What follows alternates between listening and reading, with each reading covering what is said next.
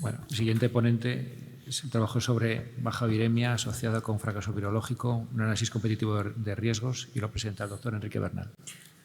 Hola, ¿qué tal? Buenas tardes. Muchas gracias a GESIDA por haber seleccionado nuestra presentación, nuestra comunicación. La viremia de bajo grado es un problema que tenemos enfrentarnos prácticamente todos los días los clínicos. Sabéis que es un problema que está relacionado directamente por la incapacidad de controlar la replicación viral, de tal manera que el paciente pues, mantiene cargas virales detectables habitualmente por encima de 50 copias. Estas cargas virales, cuando están por encima de 200 copias, ya se han relacionado directamente con mayor probabilidad de tener eventos clínicos, fundamentalmente fracaso virológico. Ya nosotros demostramos en el año 2018 que se asociaba también a mayor riesgo de eventos SIDA y muerte. Los datos están dirigiéndose a ver qué pasa con esas viremias de más bajo grado, entre 50 y 200 copias, ¿no? Por lo tanto, sería interesante evaluar cuáles son los factores asociados con esas viremias entre 50 y 200 copias y ver si esas viremias asocian a mayor riesgo de fracaso biológico, eventos clínicos como SIDA, muerte o eventos no SIDA. En este caso, nosotros, a través de la base de datos de la CORIS, pues planteamos un estudio que su objetivo principal era evaluar los factores asociados con esas viremias entre 50 y 200 copias y ver si esas viremias se asociaban a eventos clínicos, fundamentalmente fracaso biológico, SIDA y eventos no SIDA. Como digo, los datos fueron recogidos de la CORIS desde el año 2004 hasta el año 2021 y incluimos pacientes que habían empezado tratamiento antirretroviral y se quedaban con carga viral indetectable, mejor dicho, por debajo de 200 copias, entre 3 y 9 meses después de iniciar el tratamiento antirretroviral. Y definimos tres poblaciones fundamentales: aquellos pacientes que no tenían viremia de bajo grado, aquellos pacientes que tenían viremia de bajo grado de tipo 1, que es aquellos pacientes que tenían viremias entre 50 y 200 copias en 2 determinaciones consecutivas, y luego había un grupo de pacientes que era difícil clasificarlo, que eran pacientes con estas viremias entre 50 y 200 copias, pero que previamente o después tenían una carga viral por encima de 200 copias. Diferenciamos estos tres poblaciones con el objetivo de evaluar eventos duros, como era fracaso virológico, considerado como tener 2 cargas virales consecutivas por encima de 200 copias o una sola por encima de 1000 copias, evento SIDA a lo largo del seguimiento o bien un evento no SIDA, y aquí consideramos fundamentalmente las enfermedades malignas, enfermedades cardiovasculares, enfermedad renal y evento hepático. Hicimos un análisis multivariante para valorar qué factores se asociaban con estos episodios de viremia de bajo grado, y luego la novedad de este estudio es que utilizamos un análisis de riesgos competitivos, que es diferente al análisis de Cox, donde tenemos en cuenta a la muerte como un factor que podría competir con los eventos principales, ¿no? De esta manera podríamos tener en cuenta aquellos pacientes que podrían desarrollar pues, un evento teniendo en cuenta la muerte como evento competitivo que compite directamente con los eventos que tenemos presentes: fracaso biológico, evento SIDA y evento no SIDA. Estos son los resultados. Inicialmente tuvimos en cuenta 18.000 pacientes, de los cuales seleccionamos 12.000 pacientes, 12.412, que son aquellos que después de iniciar tratamiento antirretroviral se quedaban con carga viral por debajo de 200 copias. La mayoría de los pacientes eran varones, 85%, uno de cada 3 tenía más de 50 años al entrar en la cohorte. El método o la vía de transmisión más frecuente fue la vía sexual o bisexual, 62%. Un porcentaje importante, 57%, no tenía estudios previos, el 56% era de origen español, el 24% aproximadamente eran pacientes que tenían menos de 200 CD4. Al entrar en la cohorte, el 47% eran pacientes que tenían más de 100.000 copias, y SIDA, el diagnóstico, era presente el 15%. El régimen de tratamiento antirretroviral, cuando iniciaban a la entrada de la cohorte, pues eran el 37% estaban con 2 análogos y un no análogo, un 22% con 2 análogos y un inhibidor de la proteasa, y el 34% 2 análogos con un inhibidor de la integrasa, y el resto eran diferentes pautas de tratamiento. Hay que decir que este estudio se realizó del año 2004 hasta el año 2021 y aproximadamente el 38% eran pacientes que habían iniciado tratamiento del año 2016 hasta el año 2021. Vemos aquí en esta diapositiva, aproximadamente el 10% de los pacientes cumplían esos criterios de viremia de bajo grado, 2 determinaciones consecutivas por encima de 50 copias y menor de 200 copias. y el 2,4% eran aquellos pacientes que tenían una carga viral por encima de 200 copias, pero menos de 1000, antes o después de esa carga viral entre 50 y 200 copias. Los factores que se asociaron directamente con esta viremia de bajo grado, ahí lo veis en la diapositiva, fundamentalmente, después de hacer análisis multivariante, era el estar en tratamiento con inhibidor de la proteasa en pauta de triple terapia. Segundo, haber iniciado tratamiento antirretroviral antes del año 2016 y luego tener una enfermedad avanzada por el VIH en el momento del diagnóstico, fundamentalmente tener carga viral por encima de 100.000 copias y también tener CD4 por debajo de 200. Esto en cuanto a las variables que se asociaron a viremia de bajo grado, que más es prácticamente lo que nos dicen los diferentes estudios. Analizando los diferentes eventos que tuvieron los pacientes, fracaso virológico hubo aproximadamente unos 700 pacientes, SIDA, hubo poquitos casos de SIDA, 32 pacientes, 32 casos, y eventos no SIDA, más de 900 casos de eventos no SIDA. Se dice aquí, en este análisis inicial, en el cual se utilizó una chi-cuadrado, pues veis que sí que hay diferencias significativas en cuanto al fracaso biológico y en cuanto a los eventos no SIDA y pocas diferencias en cuanto a los eventos SIDA.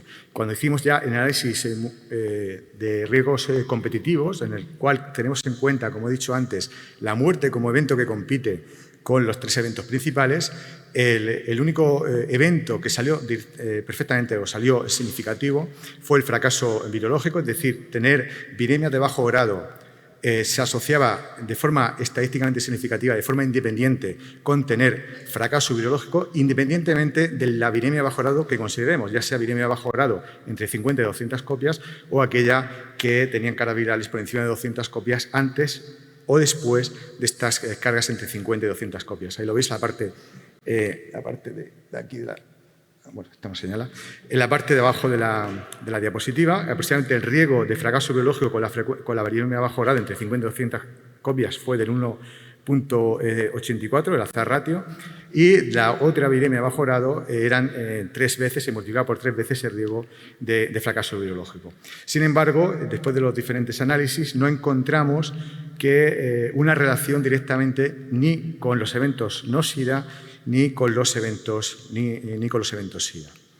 Bueno, ya para concluir, fundamentalmente decir que en cuanto a los factores que se asociaron con viremia de bajo grado, el inicio del tratamiento con proteasa, inhibidor de la proteasa, el haber comenzado el tratamiento antirretroviral antes del año 2016, es decir, con pautas más antiguas, el tener cargas virales más elevadas, tener cargas virales por encima de 100.000 copias, CD4 más bajo, es decir, una enfermedad más avanzada, fueron los factores que de forma significativa se asociaron con mayor riesgo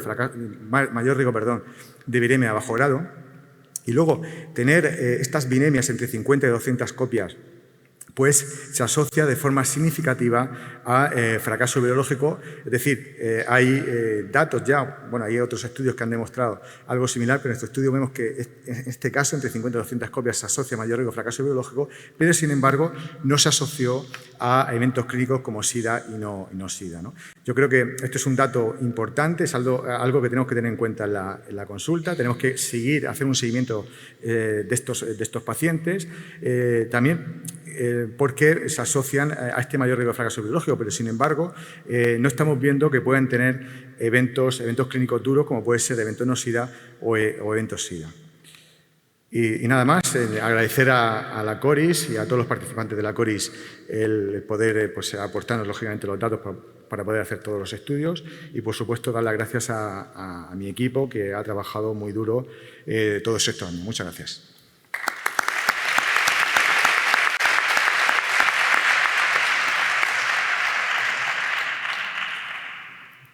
Damos paso a las preguntas.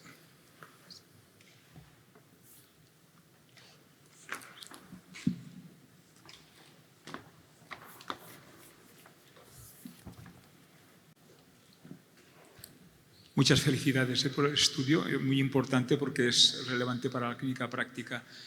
Los pacientes que estaban con viremia de bajo nivel, 50-200, y los que estaban entre 200 y 1000, ¿tuvieron cambios de tratamiento? ¿Esto lo habéis tenido en cuenta en el análisis? ¿Hubo cambios de tratamiento antirretroviral en esta población? Bueno, esa es una de las limitaciones del estudio. Es decir, solamente vimos el tratamiento inicial en ese momento, ¿no? Lógicamente, eso sería interesante evaluar todos los cambios que han tenido en el tratamiento.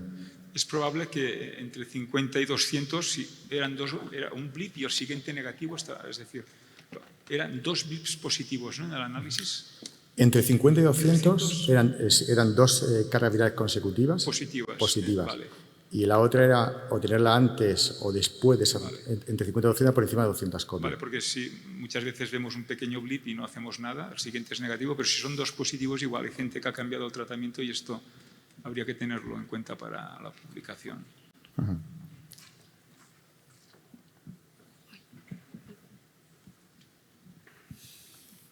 Hola, Enrique, enhorabuena. Quería preguntarte 2 cosas. Una es si las personas podían contar varias veces con episodios de viremia a bajo nivel, es decir, si habéis mirado, era solo una vez o tenías más viremias de bajo nivel. Y la otra cosa, si habéis mirado también el fracaso virológico, si tenía mutaciones o no mutaciones.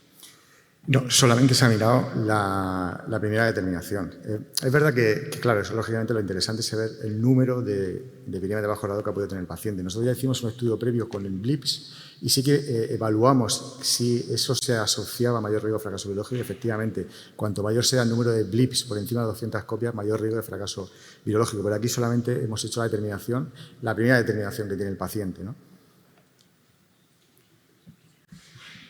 Enrique, nada, estupendo la presentación y lo que tenía que preguntarte es si me puedes definir un poquito cuál fue el concepto de fracaso virológico y sobre todo si el cambio de tratamiento, es decir, el hecho de que yo cambiara de tratamiento a un paciente que está con viremia a bajo nivel, lo consideraba fallo de tratamiento, fallo virológico, fallo de tratamiento, pero claro, entonces la interpretación puede ser diferente. ¿Cuál fue el criterio para decir este paciente, después de tener una viremia a bajo nivel, ahora digo que sí ha tenido un fracaso virológico? El criterio fundamental fue el haber tenido 2 cargas virales por encima de 200 copias consecutivas o el tener una carga viral por encima de 1000 copias, independientemente de que cambiara o no cambiara el tratamiento. El cambio de tratamiento en sí mismo no entró en la definición. No, solamente fue criterio virológico. Enrique, me llama la atención que el inhibidor de proteasa, perdona, desde aquí, desde la mesa, el inhibidor de la proteasa haya salido como un factor asociado a doble viremia. Y esto no podría justificar que eran pacientes que mantenían el tratamiento con un inhibidor de proteasa porque el clínico pensó que realmente era una terapia con una barrera genética alta y por eso se ha salido como un factor predictor. Sí, eso es algo que te llama la atención, pero no somos el único estudio, la única cohorte donde se ha visto una asociación entre el uso de la proteasa y el riesgo de aparición de viremia de bajo grado, ¿no? Hay otras cohortes, por ejemplo, una cohorte china que hace un par de años que lo publicaron, con 800 pacientes que vieron también que el de la proteasa tiene un mayor riesgo de tener esas viremias de bajo grado. Probablemente sea precisamente por eso. Son pacientes que probablemente tengan menos adherencia, tú les das el inhibidor de la proteasa y esos pacientes siguen siendo menos adherentes y al final pues pueden terminar desarrollando esas viremias de bajo grado. También los inhibidores de la proteasa se han asociado con mayor grado de inflamación. Por ejemplo, es muy llamativo que los inhibidores de la integrasa ocurre todo lo contrario. El inhibidor de la integrasa tiene un comportamiento mejor en cuanto al control de la replicación viral. También, ya lo dijo ayer Martín Picado, por ejemplo, tiene un efecto muy positivo en la reducción del reservorio. Entonces, eso puede favorecer o hacer que los pacientes con inhibidor de la integrasa, que se está demostrado, tengan menor riesgo de viremia de bajo grado. Y además, nosotros hemos analizado en una segunda parte del estudio qué pacientes con viremia de bajo grado tienen mayor riesgo de fracaso virológico, ¿no? Y entonces, claramente salen los pacientes que tienen una enfermedad más avanzada del VIH, cargas virales más elevadas al principio, CD4 más bajo y también, casualmente, los inhibidores de la proteasa. En cambio, sale como un factor protector el estar con un inhibidor de la integrasa. ¿Habéis podido valorar que las viremias de bajo nivel realmente es un grupo que puede ser heterogéneo?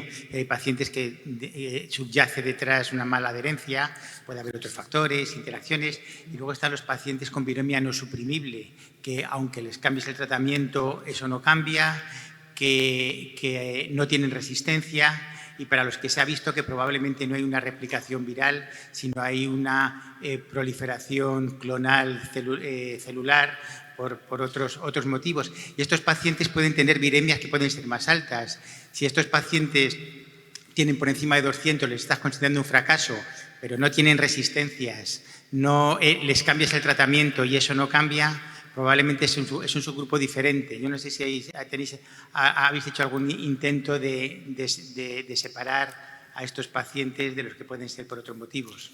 Es que con la base es muy complicado hacer esa diferenciación. Lo mismo que preguntaba antes Nacho con el tema del estudio de las resistencias, una de las limitaciones que tenemos con la base, con la CORIS, es que no están recogidos datos de adherencia, que es fundamental para poder analizar esto, y la segunda, estudios de mutaciones de resistencia. Y lo que dices es cierto, hay las dos teorías que hay con respecto al viremia bajo grado es una que puede haber expansión clonal, que probablemente no tenga ningún impacto y que aunque tú cambies el tratamiento antirretroviral no consigas nada, y la otra, que tengamos una replicación viral persistente. Eso sería interesante analizarlo, ¿no? Pero para eso habría que irse directamente al paciente en concretos, ¿no? Estos al fin y al cabo son datos epidemiológicos donde coges todos los datos de toda la cohorte y ahí pues ha salido esto, y que no somos los únicos, cada vez tenemos más información, más cohortes. Hay una cohorte de Suecia, la cohorte de Suiza, pero Suecia sobre todo.